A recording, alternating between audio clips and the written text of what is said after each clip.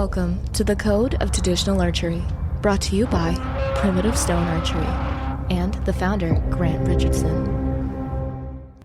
Welcome to the Code of Traditional Archery. My name is Grant. I'm the owner and founder of Primitive Stone Archery.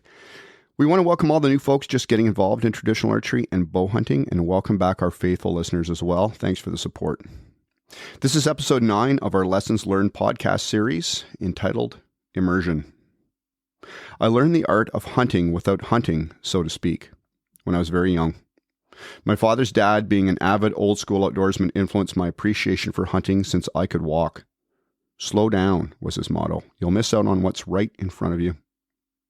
Indeed, many of the lessons I learned from him still resonate to this day. I had around 12 years of my young life with him until he passed on to the great hunting grounds, where I'm sure he cast for rising brook trout with a split cane fly rod and chases pheasants, grouse, and his favorite upland bird, his beloved timberdoodle. He was from older stock, an adept carpenter, welder, and leathersmith, a master gunsmith. He also made jewelry, was a master decoy carver, and he won several carving contests in both showing and gunning categories. Apart from those pursuits, he was a master tracker and hunter and had been a conservation officer, back then a game warden, with the Ontario Lands and Forests Fish and Wildlife Service. His basement was filled with decoy patterns, half-finished decoys and other birds, and of course gunsmithing tools. His small shop adorned with sketches, stencils, and of course several posters replete of dogs playing poker. We spent most of our time, however, outside of that busy shop basement, walking just as the sun was rising. His favorite time of the day it was. Fewer people about, he would say.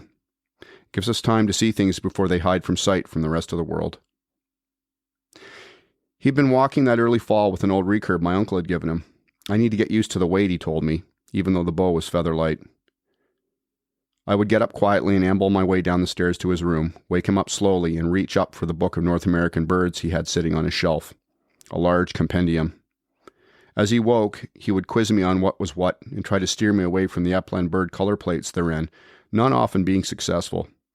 He just wanted to give me an appreciation for all the birds in the forest and the fields, and what they represented as much as the game birds did. We would be out the door before anyone else, and on this day he was very intense and excited to show me something he refused to disclose to my eager young pleadings. We walked down the path behind the house, stopping to grab some raspberries that were still there, quietly before my grandmother woke and chided us for eating what was little left of them at the time. We crossed the highway, stepped into the then-now Crown Land, which is really a series of large overgrown natural grass fields from an old retired hospital grounds. There was a spring-fed stream cutting through the middle, and a beaver pond at the far end, bordered by a large sandy area and hardwoods beyond. As a child, I'd roamed these woods and fields. I was around 10 at that time, and often we found broken pottery, shards, arrowheads, and old tin pieces, as this area had been a trading point for the Huron-Wendat First Nations peoples. We stopped on the edge of the hardwoods, which ran out into a small meadow and into a short ridge that flowed into the fields. We knelt, and he pointed out to a small oak tree that stood across the field some 100 yards away. "Stay in the shadows," he said, "and watch that tree." After almost 40 minutes and my young brain growing restless, he pointed again and said nothing. However, the area behind the tree was moving now, as if the branches themselves were breaking free from its restraints, and I strained to see what I was looking at. Out stepped a deer, a large buck that had shed its velvet, and we watched him for several minutes picking up acorns from the ground before he tapped me on my shoulder and beckoned me to follow him. Into the scrub we went, and we walked slowly but surely along the stream that cut the middle of the land. Brook trout lived in that stream, my number one fish as a kid, and one could still catch them amidst the many creek chub that resided there as well. I'd seen my first wild ringneck pheasant there one morning, walking along the gravel road, picking stones up for his gizzard before running off to hide in the tall grasses as I gave chase fruitlessly. Today, though, was different. We were walking inside the bush path and not on the road, and once we were within 70 yards or so of where the deer was, he paused and beckoned me to kneel. "Go get close to that deer," he said, not taking his eyes off the tree where the buck, still snatching acorns from the ground, was ambling around slowly. I stared at him. His silence was answering me sternly without words. I got up, bending low, and began to sneak by him. He grabbed my leg. "Stop," whispering. He pointed at the grass bending with the wind. Pausing for several moments. "Keep that grass bending to you as you go to him." I understood, but doing so without being seen by the buck would prove difficult.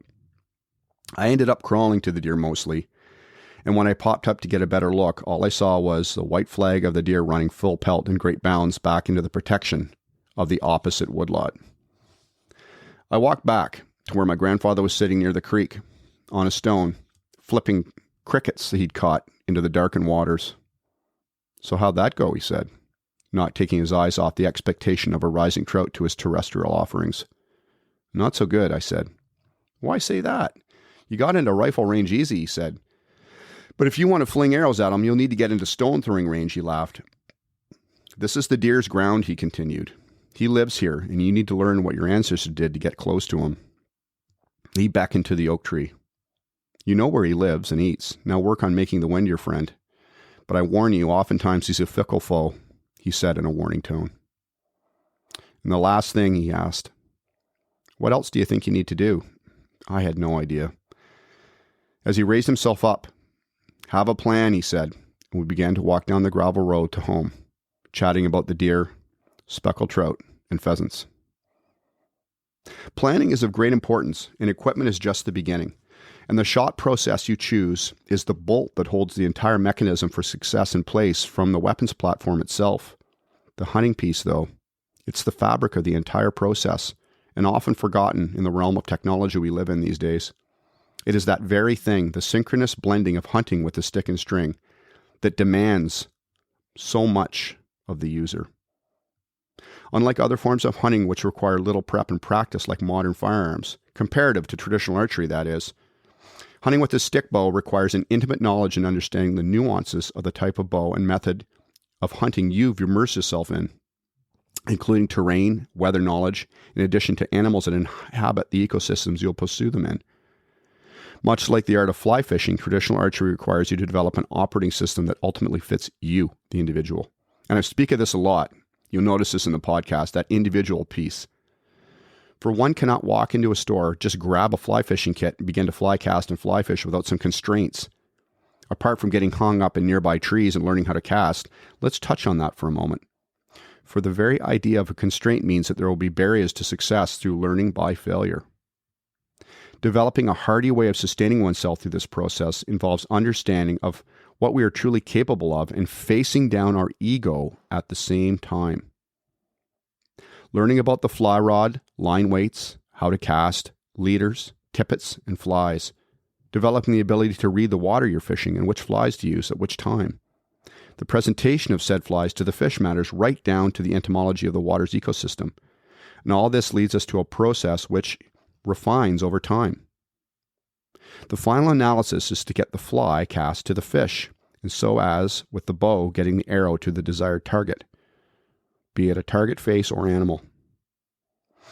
This analysis becomes critical when pursuing game with a stick and string, and it separates the archer from the bow hunter, and I dare say it will cause you much introspective thinking along the way. The steps in between, the preparation, weigh heavily in the principles in learning how to hunt close. And this component to success is at times a steep ascent, and it is inevitable that the teaching vector never does stop and that growth never ceases. Being properly prepared will enable you to have an intimate knowledge of your equipment and how it functions for you. This will help you to adapt and evolve, refining the effectiveness in real-time situations with confidence and without hesitation in your equipment. I had the week off to hunt and had been sitting from a stand situated near a large creek and slough. It was a classic wetland riparian habitat, as well as a great stand for hunting the runs the deer use to navigate through the dense cover connecting the area. It was an area only approachable by canoe, and I slipped into the water, taking care not to let the limb tips of my recurve slam into the thwarts. The sun was high in the sky by that time, but I had time to paddle quietly up the former glacier runoff river that was now a small beaver creek. Across the old beaver dam, now missing a sizable chunk in its center, sat a mink looking for dinner. It watched me paddle right through the dam gap, mere feet away, looking like a sleepy brown furry statue in the sunlight. I slid the canoe into the reeds, and when close enough, slowly hopped out onto a log I'd positioned to beach the old Sears canoe onto quietly. It was a heavy beast, but well suited to that creek and river. A flight of blue-winged teal buzzed my head as I sat watching them, navigating the upper reaches, I'd just come into that little area, and almost like a fighter squadron buzzing on a mission over my head, they twisted in midair, showcasing the sky blue patches on their wings. Focusing on the task ahead, I carefully picked my way to the edge of the woods and noted several tracks leading to where my stand was situated. This was an easy walk and one I had mastered over the years I had hunted here, but I had yet to take a deer, not from this area at least. Today, I had an urgency though. Soon the creek and pond would freeze and become hard water as the incoming forecast that week told of consistent below zero temperatures and snow. I had changed my tactics when inclement weather had come in, and after an hour or so of winds blowing against me that day, making the tree stand feel more like a ship about to keel in a storm, I opted to climb down to still hunt the nearby open areas surrounded by tall stands of cedars, adorning the nearby fence lines. I had stalked this area prior and knew the terrain well. At times the wind did mess with you, but it was a decision I made, and I was sticking with it. The area was one that tempted the senses. It broke into openings encircled with remnant apple trees now growing wild from the once cultivated farmland nearby. And I loved this area. Its old cedar fences, now hanging low and overgrown, provided plenty of food and cover for whitetails, and the trails that crisscrossed its landscape stood out like deer highways and set my heart beating wildly. There was a lot of sign. I noticed the buck immediately, and not that I didn't notice the does he was with, but I did not have a tag for them that year, and I had not seen a buck yet this season. He stood out against the skyline near a half-fallen fence rail and was framed by the clouds as he slowly fed his way on the rise he was cresting, and I began to devise a plan to stalk him. The fact that he was trailing 4 does in the wind direction made this plan problematic. The wind was blowing all over, left to right, swirling. 5 sets of eyes and noses would also be difficult to defeat, and the terrain being fairly open and flat with sparse trees an additional obstacle to getting within arrow range. My strategy was bold, however. I knew the prevailing wind was coming across the field and to my left. I watched them as they browsed for several minutes, ensuring the wind was checked slowly to the direction I knew it was coming from. One older solo doe was the maven of this bunch, and she was checking her back and wind constantly, and she would prove to be probably the biggest obstacle I had that day. After almost a half hour watching them pop in and out of the edge of the cover, I put my strategy into action. I decided to skirt them completely. If they continued to move in the direction they were down the fence line, I'd be able to pop out around 50 yards from them and sneak in for a shot. It took almost an hour and a half of slipping in and out of the sparse cedars which dotted the terrain. The deer didn't seem to be in a big hurry that day, and I spooked to covey a grouse at one point who ran a mere feet from me as if knowing that I was not after them that day. I knew the area would begin to close off at the end of the field I was following the deer into, and I'd lost sight of them a couple of times, so I began to force my way into the problem I knew was coming ahead of me. The issue being large swaths of old cattle fencing, the cattle back then being used herding them in with buckthorn instead of fence lines, waiting for me at the choke point, and I opted to box that as much as I could. Navigating that was painfully slow, and I inched my way to the edge of an old beaver pond and watched as they began to feed. They started to bed down one by one. This now became a game of wait and see, and at one point the wind blew at my back and a sudden gust across to where the deer had only been minutes earlier, which I figured had blown the stalk. But after several minutes, the buck stood up and walked to a small red pine. He began to rub his antlers now, the brow tines shaving slim strips off the tree, and he shook his head, sending the lower branches of the young conifer in all directions. I had gotten fairly close at this point and didn't expect the buck to stand up at that edge of the fence line he was in, so I was half sitting and half kneeling with my bow arm canted almost at a 45-degree angle to clear the brush I was partially concealed in. As he turned away to look back at the does, I made several attempts to try to get a shot off, covering several feet on a crouch, coming to half draw twice and even gaining some ground in his direction. I knelt slowly, ensuring I had good stability, and raised the recurve, launching the arrow across the meadow to where he stood. As I released the shaft, one of the does caught my motion and stood, but it was too late. I looked back to see the buck faltering as he came to a halt next to a break in the fence line. The does had now gone, running into the thick cover and darkness of the cedars, snorting and wheezing as they vacated the area. Several minutes later, I came to the realization I'd just taken my first spot in stock whitetail as I walked up to him and sat down to take a breath. I ran my hands across his neck and onto his antlers covered in pine tar, and a sense of deep appreciation flooded over the moment as I paused to reflect on the life he must have led. The skies began to darken, and sharply, with the premonition of snow incoming, the wind picked up. It was incessantly whipping at the nearby trees as they bent to its will. It was a long drag out to the canoe, and with the sun tipping into the horizon, I began to work on the deer and the tasks that lay ahead. Truth be told, I had hunted that area many times prior and been busted by the wind or was seen as I snuck around attempting to accomplish what had just transpired. The difference was in having a solid strategy and tactics to work that piece of land that finally came together, because the past and the history of lessons learned made the matrix work for me. The learning process of the strategy had hit home, and not everything had gone right that day. The wind had changed somewhat, and I was running out of cover quickly. But the tactics had won the day. I'd taken my time. I hadn't pushed it, and the prior failure of rushing too fast, not checking the wind, and not being patient enough had educated me how to slow down and focus on what was right ahead of me. I had been spurred on by ethics in the process of patience and confidence in my kit. And the challenges presented that day were a path I'd walked many times prior, but I'd failed as many times as well. If continuous success in bringing game home is the driver for you in traditional bowhunting, I'll tell you, you'll need to rethink that. I'm not trying to discourage you, but that's not to say you won't be successful, but this method of hunting is significantly more difficult due to the fact you need to get close. And embracing that difficulty is part of the learning curve. I see folks all the time who are just starting out, adding to their bow setup or drastically modifying how they shoot, buying new things, clothing, all these different things to try to increase success when all they need to do is get out in the woods and fields and hunt. Full stop. End of story. Now, don't get me wrong. It's your process, but for the new folks out there getting into the sport, I highly recommend keeping things simple at first. And once you've got a good idea of what you're doing shot-wise, then add or subtract from your own equation, your process. A common problem I see all the time is folks getting into shooting a stick bow and going down the bunny hole. And I've said it before, analysis by paralysis and paralysis by analysis before they actually get a baseline for themselves, a yardstick of some flight time to measure their ability from.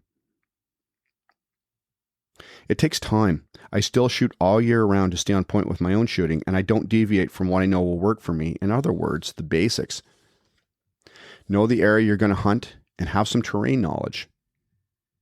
Understand the habits of the game you're going to be hunting, its bedding areas, feeding areas, and movement routes according to both the land and the season, and do your research and planning.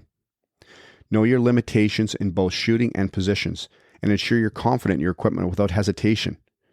And, it sounds simple, but shoot with the clothes you're going to be hunting in. Notice I talk about training a lot, not just shooting. It should be fun and serious also. Shooting many 3D rounds will help in some ways, but again, it's sanitized pressure. You've got the discomfort of other people watching you, but you don't have the discomfort of the environment, the terrain, wearing bulky clothing, all that stuff. Challenge yourself from adverse positions and ranges. Add elements that are true hunting shots into your practice so you can adapt and recognize good shot angles. I only practice on quartering and broadside targets. Why? It's burned into my muscle memory to take advantage of high percentage shots and recognize them cognitively when they present themselves. It's pretty simple. You got to put in the time. It's soon wild turkey and deer season down our way. We're getting into some frost warning nights now finally, and my senses are once again getting attuned to the incoming autumn season. And we've got some exciting announcements to make for this week. Our fall archery promo, Bowhunting 101, Introducing to Shooting, is now $97 for the entire program. And this is a great intro to shooting program, regularly $297 value, and it will benefit anyone regardless of platform, compound, or traditional. And you'll find the link for that in our comments. We're also launching our YouTube channel, The Code of Traditional Bowhunting. And in conjunction with that, we're giving away a recurve bow to go along with it. Everyone who follows our channel, likes a post on our YouTube, and comments on our YouTube, then shoots us an email to our admin, will be entered in to win a brand new 40-pound right-handed takedown recurve bow. This bow is modeled off the Black Hunter recurve. It's a great starter bow. See the email and link in our comments. We also have our store open now. Check out the link in the comments for access to our awesome merchandise. And I will say we've got a lot of questions about our shirts and hats. These are really high quality shirts. The print is on the front and the back. And the ball caps are all fully embroidered as well. And they're super high quality shirts. I can't tell you when I got them how pleased I was with them. If you haven't already, check out Compton Traditional Bowhunters, a great organization that is ensuring the traditions of bow hunting with the stick and string is alive and well, not only now, but for generations to come. Thanks for joining us. We appreciate all the positive feedback we've been getting from folks all over the world. This confirms for us the intent we have in our platform message based on the 3 pillars of the Code of Traditional Archery: weapon proficiency with the stick bow, ethics to guide us on our collective journey, and conservation and stewardship in order to protect the wildlife, woods, fields, and waterways we hunt, as our themes are resonating. Good luck to everyone heading out. We hope your bows bend and that your arrows find their mark. Thanks again for listening in. We encourage you to immerse yourself in the art of the stick bow, shoot straight, and walk with us.